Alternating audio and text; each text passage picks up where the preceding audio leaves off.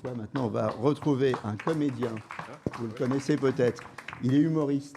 Voilà. Il a un spectacle qui s'appelle Ça dérape. Il tourne en ce moment du côté de Lyon, de Villeurbanne. Il prépare actuellement son nouveau show, c'est Geoffrey, qui est également pilote cascadeur, joueur de foot pas sur Game Boy, sur quoi? PS5. Sur PS5. Voilà, sur PS5. Voilà. Joueur de tennis de table aussi, on fait ça. Allez. Attends, spoil pas tout, toi. Parce que Bon, allez, je vous laisse tout de suite avec Geoffrey, puis je vous demande de l'applaudir très très fort. Allez, Geoffrey. C'est pas très fort, hein, ça, c'est le plus fort, il faut applaudir Geoffrey. Oh, ça va, ça va. Je vais juste boire un peu de gnôle avant de commencer.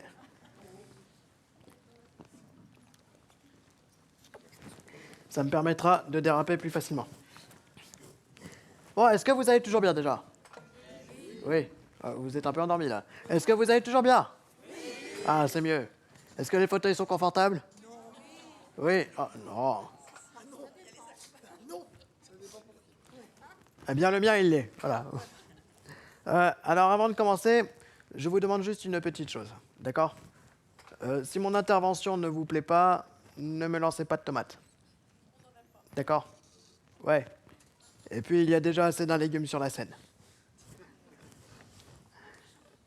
Donc, moi, c'est Geoffrey, et pour ceux qui ne l'auraient pas remarqué, j'ai les yeux bleus. Et je suis condamné à la chaise électrique. Mais je vous rassure, le fauteuil électrique, c'est plus confortable. Avec les clignotants, s'il fonctionne, bien sûr. Le siège baquet et les accoudoirs. Finition allemande, haut de gamme. Touch Qualitat. Le fauteuil électrique, c'est un peu comme, c'est un peu mon côté écolo, vous voyez. Et ouais, branchez Zoé. Non, la voiture, ok. Hein. C'est simple. Eh bien, brancher mon fauteuil, c'est tout aussi simple aussi. Non, il n'y en a que 2 qui ont la télé ou pas au ministère des Finances, là. Vous ne me rassurez pas, là. Et non, en fait, ce n'est pas un tracteur tondeuse, d'accord? Ouais, c'est bon, on ne diffuse pas de... Ah, on a diffusé des images déjà. Mon Dieu. Ah, oh là là. Ah oui, j'ai une sacrée tête de vainqueur déjà. Et qu'est-ce que je voulais dire? Oui, ce n'est pas un tracteur tondeuse, mon fauteuil. D'accord? Hein? Je les vois, ceux qui ont une grande pelouse. Hein. Vous allez penser à moi la prochaine fois.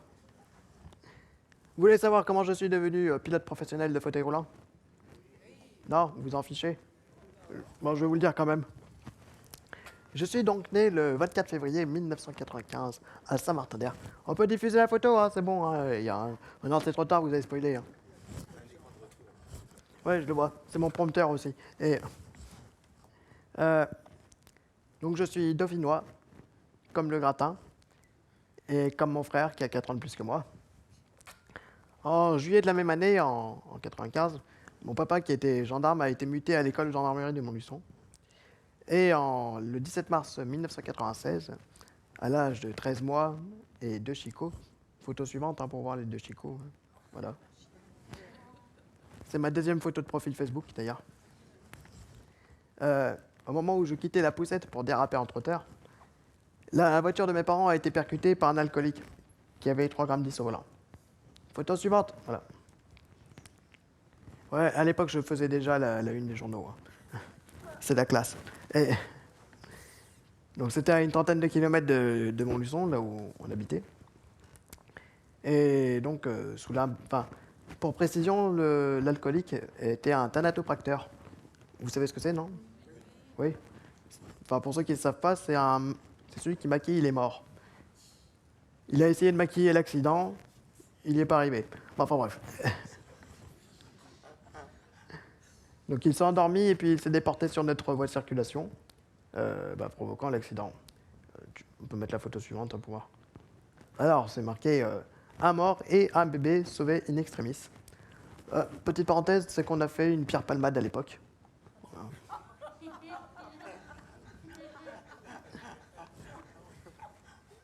Sauf qu'on était 20 ans plus tôt. Et donc, alors c'est marqué un mort et un bébé sauvé in extremis. Ça me fait toujours rire ce sous-titre, Parce qu'un bébé sauvé in extremis, mais c'est dans quelles conditions, quoi. Donc, on ne sait pas trop comment il était. Donc, pour la petite histoire, c'est que mon papa s'est retrouvé avec des fractures au visage, ma maman avec une éventration, des fractures au poignet, au cervical, et puis j'en oublie d'autres parce que... Ah, et aux côtes, bien sûr, il avait une fracture aux côtes. Mon frère, il a eu, lui, une fracture de l'odontoïde. Donc, je ne sais pas si vous voyez ce que c'est l'odontoïde. C'est un petit os qui se trouve juste en dessous de la boîte crânienne, au niveau C2, cervical la deuxième cervicale. Et à quelques millimètres près, il aurait pu être plus handicapé que moi. Donc, heureusement, mes parents, ils n'en ont pas eu deux. Comme moi, parce que sinon, ça aurait été terrible. Et puis moi, je me suis retrouvé donc avec une fracture de la colonne vertébrale et une compression de la moelle épinière au niveau C4, donc au niveau de la quatrième vertèbre cervicale. Par la suite, j'ai été transporté au centre réanimation adulte de Clermont-Ferrand. Et oui, il n'y avait pas de service pédiatrique, donc on m'a transporté dans un grand centre de concentration, de rééducation, à Garches, à Paris. Hop, photo suivante. Voilà. Troisième photo de profil Facebook. Et donc, comme vous pouvez le voir, j'avais un halo de plâtre. Bon, c'est pas la dernière collection Cardin, hein, mais c'était déjà ça. Et photo suivante, on peut mettre encore. Et avec ce halo de plâtre donc, qui me montait jusqu'au cou pour pouvoir me maintenir la colonne vertébrale, on était obligé de me changer de position toutes les 2 heures. Donc, soit en position luge d'été, soit en position bobsleigh individuel. Donc, pour être plus scientifique, c'était en position décubitus ventral, décubitus dorsal. Hein. Je vous renvoie au cours numéro 3 de l'anatomie et du corps humain. Bon, enfin bref, ça c'est une autre histoire aussi. Photo suivante. Ouais, vous n'imaginez pas du coup la tête de mes parents quand le médecin leur a annoncé que j'étais handicapé. Hein. Ah bah ils n'étaient pas contents mes parents. Hein. Je venais d'avoir 13 mois. Hein. Et ouais, 13 mois, pas de bol. Hein. La garantie des 12 mois venait juste de se terminer. Hein. Et évidemment, pas moyen de me réparer ni de me remettre sur pied. L'arnaque. Mes parents, ils ont cru se faire arnaquer sur ce coup. Hein. Et ils regrettaient presque de ne pas avoir pris une extension de garantie à ma naissance. Le médecin leur a dit qu'il fallait acheter un fauteuil roulant. Alors là, bien sûr, hein, papa, tu ne l'as pas dit, hein, mais lui, il a proposé une chaise de bureau. Mais comme c'était pas assez sécurisé, qu'il n'y avait pas de ceinture et que je risquais de tomber, bien sûr, le médecin leur a dit que bah, c'était pas très conseillé. Bon, en même temps, vu mon état, je risquais plus grand-chose à cette époque. Hein. Il fallait aussi changer de voiture, acheter un utilitaire avec une rampe pour charger le fauteuil dans la voiture. Mon père a proposé à nouveau une bétaillère. Mais finalement, il a trouvé un treuil pour pouvoir déplacer le fauteuil. Et il a fallu acheter un lit médicalisé pour mieux s'occuper de moi. Ah ouais, c'est important, hein, parce que quand on se fait mal au dos, après, c'est foutu. Et donc, tu peux remettre la photo avant, s'il te plaît, papa ? Voilà. Et comme vous pouvez le voir, comme j'étais branché de partout, j'avais une trachéotomie. Tout le monde sait ce que c'est une trachéotomie, non ? C'est un trou qu'on a dans le cou pour mieux respirer. Et donc, grâce à la trachéotomie, eh ben, on aurait dit Dark Vador. Papa, je suis ton fils.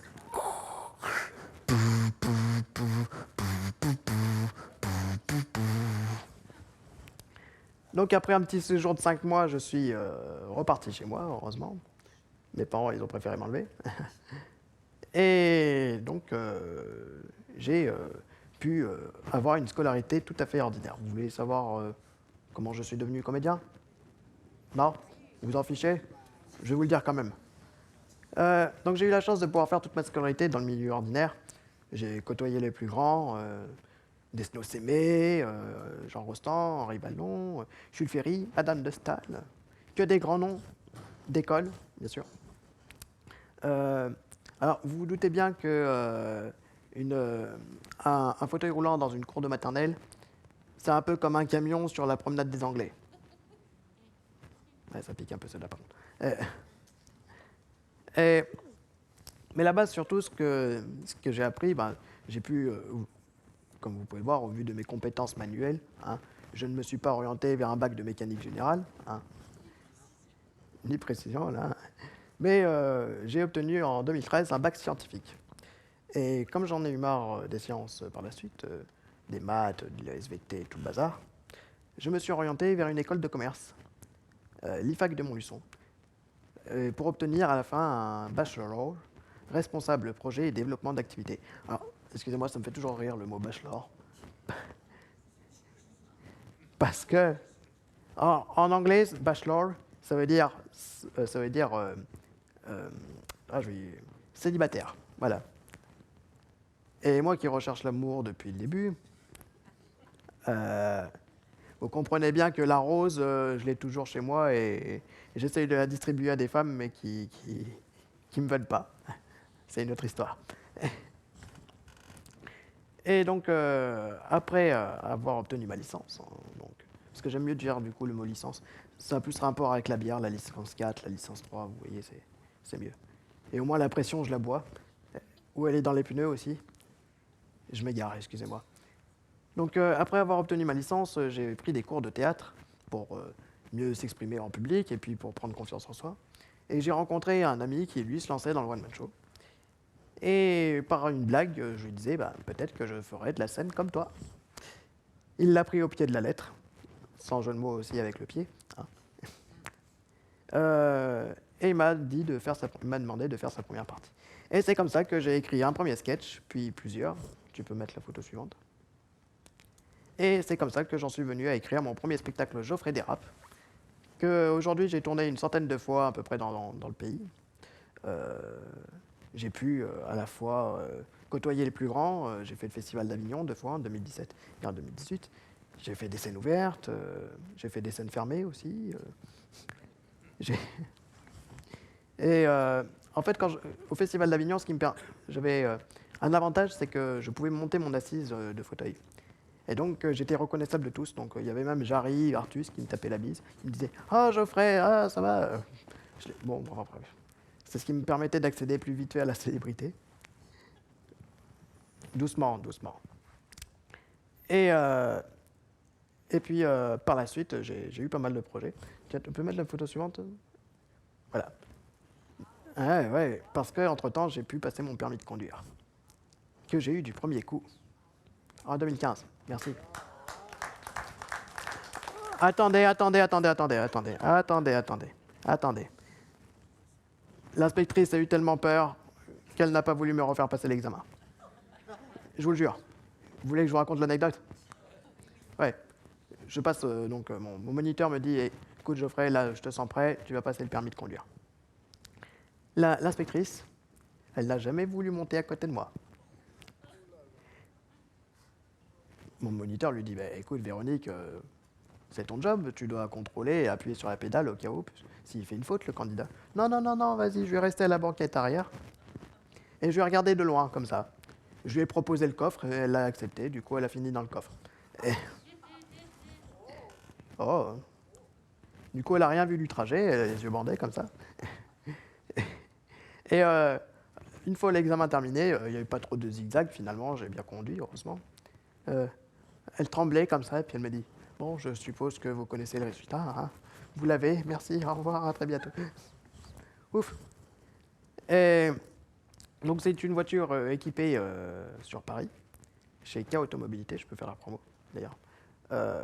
Alors, donc je conduis avec un joystick, comme l'Airbus, hein. Le type qui voudrait voler ma bagnole.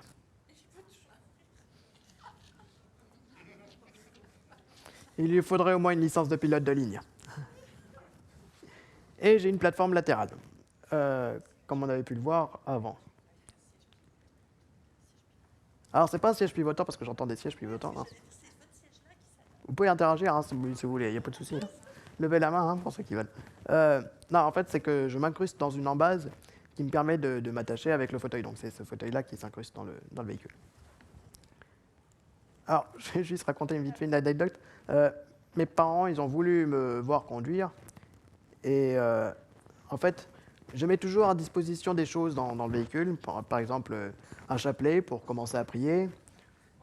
Ou bien des lunettes de sommeil Enfin, pas pour dormir, juste pour ne pas voir en me voyant conduire, voilà. Hein. Et puis aussi un petit sac pour vomir, hein. Comme l'Airbus, voilà. Du coup, ma mère, quand elle a fait le baptême de l'air avec moi, enfin le baptême de route plutôt, elle était comme ça. Puis mon père, il dit, bah, vas-y, on va doubler le camion. Ma mère derrière, dans le rétroviseur. Blanche comme je sais pas quoi. Elle a vraiment pris le sac pour vomir. J'ai oublié de vous dire que j'étais, à l'époque, en 96, si ce n'est le plus jeune tétraplégique de France. Ouais, c'était un record à l'époque. Mais j'ai un record beaucoup plus important. Je suis recordman du monde aussi. Vous voulez savoir comment je suis devenu recordman du monde? En fauteuil roulant? Non. Ouais, en fauteuil roulant. Vous voulez savoir? Non, vous vous en fichez? Bon, je vais vous le dire quand même. Photo suivante. Ah non, encore photo. Voilà. Guinness Book. Eh oui, j'étais dans le Guinness Book. En fait, en 2009, je regardais une émission qui s'appelait Les plus beaux records du monde. Vous connaissez? Non. Bon, enfin bref, à l'époque, je vois cette émission et puis je vois qu'il y avait un record qui était en train de se battre. Et ce record, c'était un gars qui devait casser le plus de noix avec son cul. Non, c'est pas une blague. Et là, je me suis dit, pourquoi pas moi? Enfin, pas casser des noix avec mon cul, hein, d'accord. Pourquoi pas créer mon propre record du monde? Et donc, le 2 décembre 2009, j'ai donc créé et établi le record du monde de 32 dérapages en 1 minute avec un fauteuil roulant. Merci. Et tout ça sans vomir. Oui, mais t'as pas eu la tête qui tournait? Qu'est-ce que vous croyez? Un petit tour dans l'autre sens et c'était reparti pour un tour. Plus pour moi. Ouais. D'ailleurs, l'année suivante, j'achète le Guinness Book pour voir si j'étais officiellement dans le livre des records. Et puis, je me vois au sommaire, je vais à la page. Vous ne devinerez jamais dans quelle catégorie ils m'ont mis. Oui, parce qu'il y a plusieurs catégories dans le Guinness Book. Allez-y, dites une catégorie, c'est participatif, allez-y. Même vous, hein, monsieur Durosso, hein, vous pouvez, hein, dites-nous. Handicapé, non. Sport de glisse, non plus. Drift? Non, non plus. Bon, allez, je vous le vends dans le mille. Ils m'ont mis dans la catégorie pirouette. Heureusement que j'ai pas fait cacahuète. Ouais. Et en 2018, c'est le drame. Eh oui. Eh oui, un Australien m'a battu. Eh oui, il fallait bien. Hein. Et lui, il a fait 120 tours en 1 minute avec un fauteuil roulant électrique. Alors si je le chope, cet Australien, je lui débranche les batteries, je lui crève les pneus et je le donne à bouffer à ses kangourous. Mais je compte le rebattre à nouveau. Hein. Alors vous me direz, est-ce qu'il vaut mieux faire 121 tours pour qu'il soit un peu dégoûté et qu'on se challenge un petit peu, ou bien je le bats complètement en faisant 150 tours, je sais pas. Enfin, vous, monsieur Durosso, vu qu'il avait organisé des compétitions de jet ski, je crois. Ski nautique. Ski Il nautique, faut mettre pardon. le challenge. Ah, il faut mettre le challenge. Ouais. 121 alors. Il faut y aller. D'accord, ok. Bon, bah, je vous remercie du conseil. Oui, parce que je suis plutôt amateur de sport extrême. J'ai eu la chance, lors de voyages, parce que j'ai pas mal voyagé, je suis allé en Suisse, en Angleterre, en Allemagne, en Italie, et je suis allé plusieurs fois à Barcelone. Je suis supporter du Barça. Hein. Désolé pour ceux qui sont fans du PSG ou de Madrid ou d'autres clubs pourris et qui valent moins que le Barça. Non, je rigole. J'ai beaucoup de respect pour eux. Et, j'ai pu aller sur l'île de la Réunion et j'ai pu sauter en parapente. Ah, c'est vrai, vous êtes de la Réunion. Ah. Alors, pour vous raconter la petite anecdote pour le parapente, c'est qu'on doit sauter en haut d'une colline avec une joëlette. Voilà, c'est ça, une joëlette. Et en dessous de la colline, il y a des cannes à sucre. Donc il y avait 2 moniteurs avec moi pour me pousser, puis après s'envoyer en l'air, si je peux dire. Et le premier coup, on se rate, bien sûr. J'ai goûté les cannes à sucre, elles sont délicieuses. Donc on a remonté la pente et puis au deuxième coup, on a pu décoller. Et arrivé à l'atterrissage, une fois le tour en parapente fini, le moniteur il me dit « Eh ben, tu sais quoi, on vient d'inaugurer la joëlette, donc c'est la première fois qu'on l'utilise. » Si ça, c'est pas extrême, ça. Et oh, merci, non, oh, ça ne mérite pas des applaudissements, là, non. Et la prochaine fois, j'ai pour but de sauter en parachute, à 4000 mètres de hauteur. Ouais, c'est dangereux, ça. Alors, par contre, le médecin, il me le déconseille parce que j'ai été opéré du dos et de la hanche. Et s'il y a un risque de chute, à l'atterrissage, il n'a pas envie que le matériel s'infecte. Mais bon, je trouverais bien quelqu'un parmi la PAF ou le ministère des Finances de me signer un truc, une autorisation pour pouvoir sauter. Et tout ça pour vous dire que finalement, le handicap, c'est pas un frein pour moi. Ça a été une deuxième chance. L'occasion de vivre une nouvelle vie, de profiter quoi qu'il arrive. Comme on dit, carpe diem. Hein. C'est ce que mes parents ils m'ont toujours appris. Ils m'ont toujours soutenu dans n'importe quel projet. Et ça m'a appris aussi la différence. Parce que, je sais pas vous, mais on est tous différents, non? Heureusement d'ailleurs. Allez-y, prenez le temps, regardez-vous les uns les autres. Allez-y. Allez-y, regardez-vous. Enfin, pour certains, il faut quand même un petit temps d'adaptation. Non, moi, c'est quoi? Franchement, j'ai quoi de différent? Les jambes? Bon, c'est vrai, elles ne marchent pas vraiment bien. Mon bras gauche, en forme d'aile de poulet.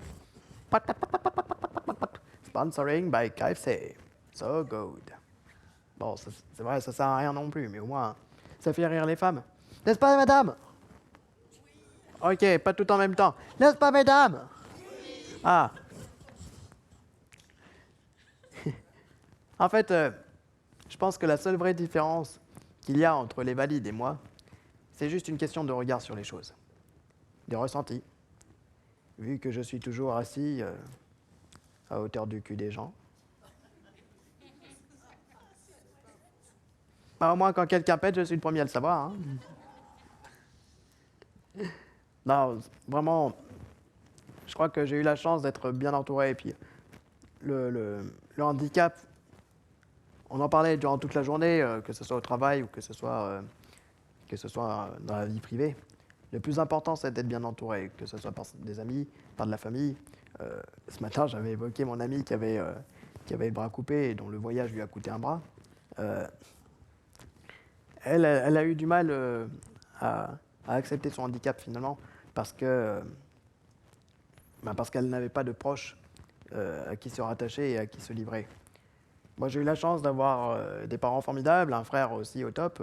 Aujourd'hui, j'ai une petite nièce que j'en profite et que j'essaye de manger, mais comme le cannibalisme est interdit en France, elle passera un jour sous mes dents.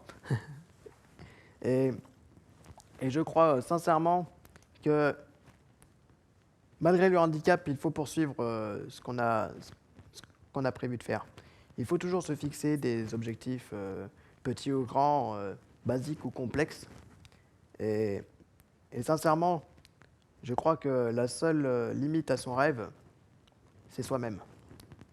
Et je vais conclure par une autre citation, finalement, d'un philosophe très célèbre qui nous a quittés malheureusement il y a un peu plus de 6 ans. Il disait qu'on me donne l'envie d'avoir envie. Dixie, Johnny Hallyday. Je vous remercie beaucoup et merci encore à vous. Merci Geoffrey qui a allumé le feu. Ah, on essaye.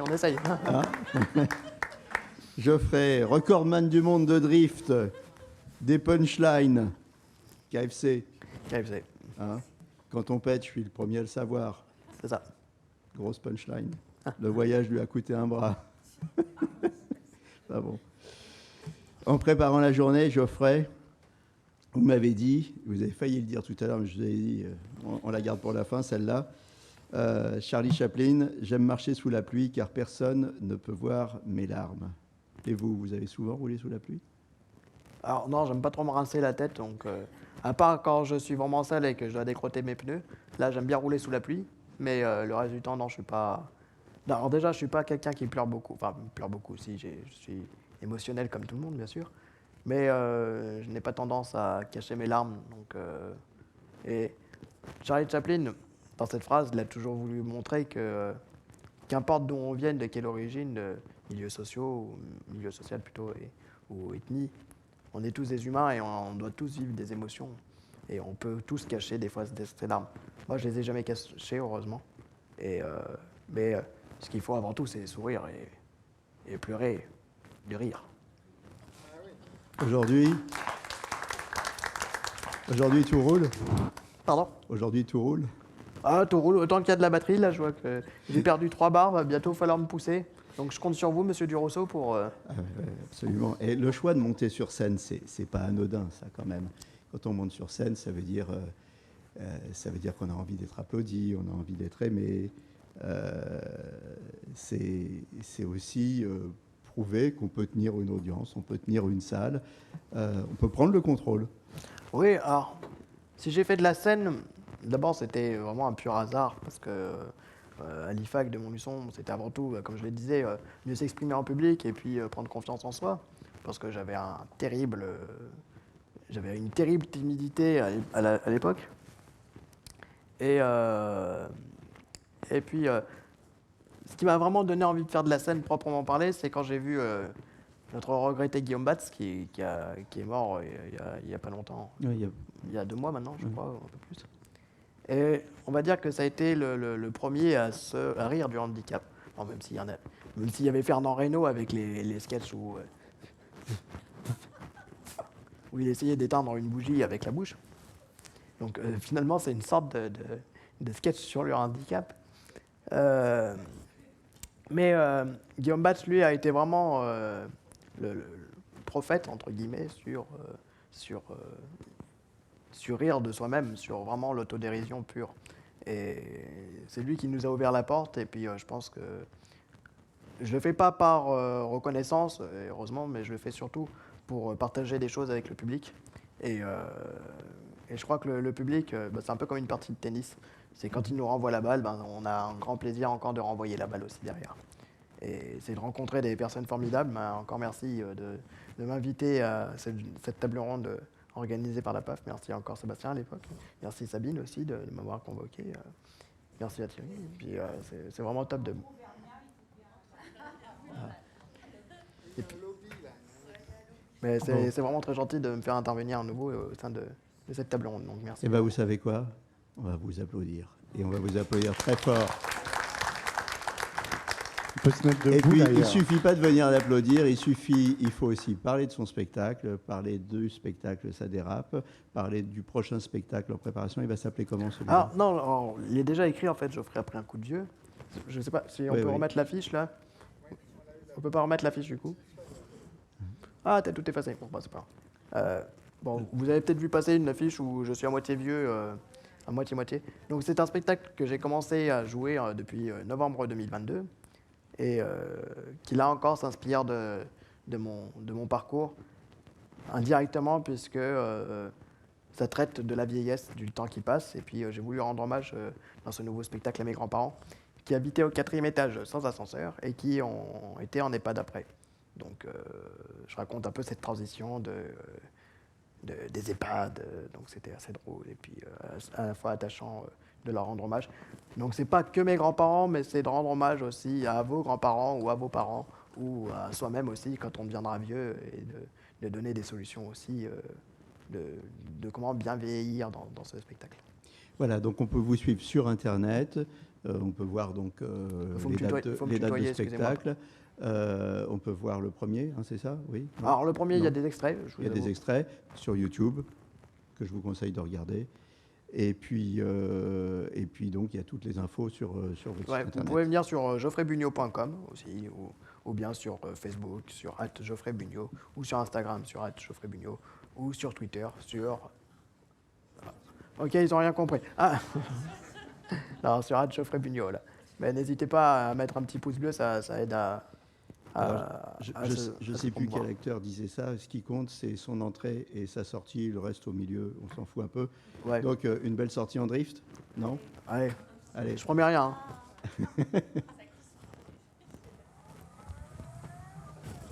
Ah non, ça marche pas. Allez, ça glisse, Ah, ça marche pas. ça glisse pas beaucoup, mais on l'applaudit. Merci Geoffrey. Merci, monsieur Durousseau.